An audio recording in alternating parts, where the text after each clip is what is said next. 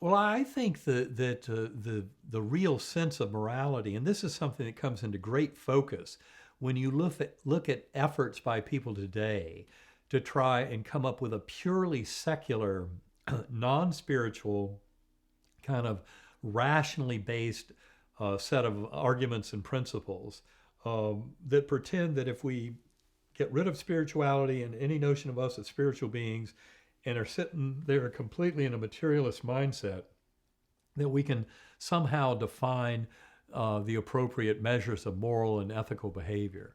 I think that's a huge uphill battle. From my point of view, it's far simpler um, to really kind of go back into the heart, into our existence as sentient beings that have this emotional kind of connection and buy-in with, skin in the game of being these creatures that are here to learn and live these lives.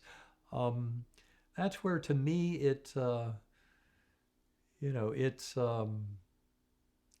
that's a fascinating part of the whole thing, but it really has to do with living these lives to the fullest, coming to follow our heart and to open up to this journey.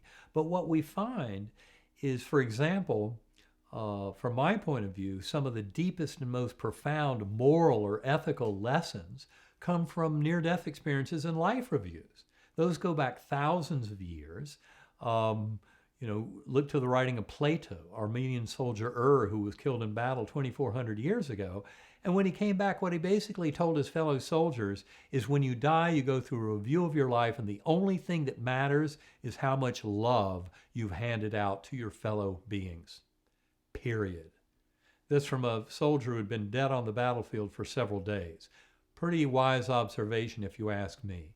And I would say that in essence, in the near-death experience and in that similar literature, and in this kind of literature on the neuroscience of consciousness awakening in this kind of big era where we're looking at all of this and not trying to eliminate any of it because it doesn't fit the theoretical model.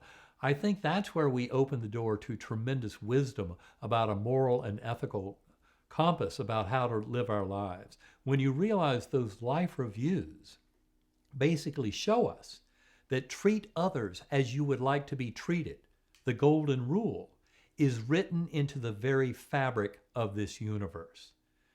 When you look at life reviews and near-death experiences as kind of a deep, profound arbiter of our understanding of the deepest truths of our existence, it opens the door to this far greater realization of who we are, and we can live that life and share that love and that sense of compassion and kindness and forgiveness with others.